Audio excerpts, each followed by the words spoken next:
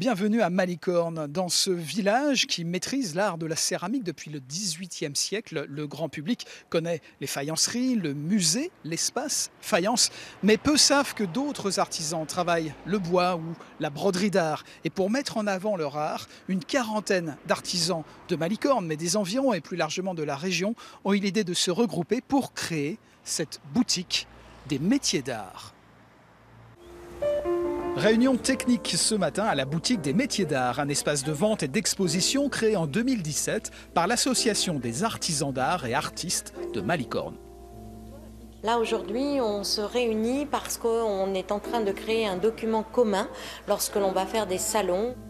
On essaie justement de mettre en commun tous les savoir-faire, les talents de chacun et surtout d'avoir une communication commune sur l'ensemble de notre village labellisé Ville et Métiers d'Art. Il y a 8 ateliers ici à Malicorne.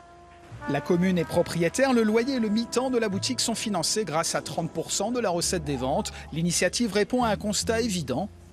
Les artisans sont tous très doués pour créer des choses, ils sont nuls pour la communication et pour vendre. Et à la boutique, toutes les idées sont les bienvenues. Chaque artiste a la possibilité de déposer 2 toiles et ces 2 toiles en fait vont être là pour les visiteurs. Chacun pourra soit acquérir un tableau, l'Artothèque c'est comme une galerie, on peut acquérir un tableau ou le louer. Les gens ils viennent à la boutique là pour connaître nos produits. Après s'ils veulent savoir plus le savoir-faire, là ils viennent voir dans nos ateliers. Direction justement l'atelier de broderie de Michel Rabard. Cet artiste a travaillé pour les plus grandes maisons de haute couture. Séduite par le dynamisme de l'association et l'ouverture de la boutique, elle propose animation et cours de broderie.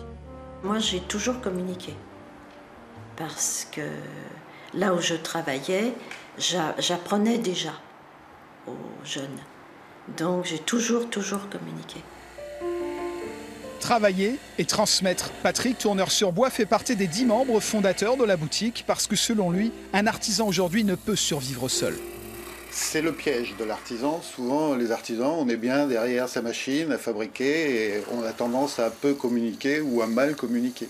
Alors c'est vrai que artisan, c'est bien de fabriquer, mais il y a le côté commercialisation.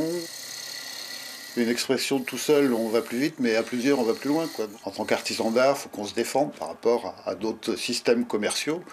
Et l'association, le collectif, les échanges entre artisans contribuent à favoriser le travail de chacun.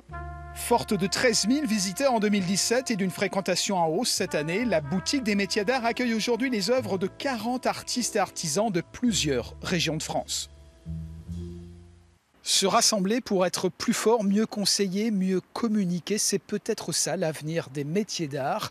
Ici, à Malicorne, la boutique sera ouverte dimanche à l'occasion des Journées du patrimoine. Et également une série d'animations seront proposées autour de la broderie.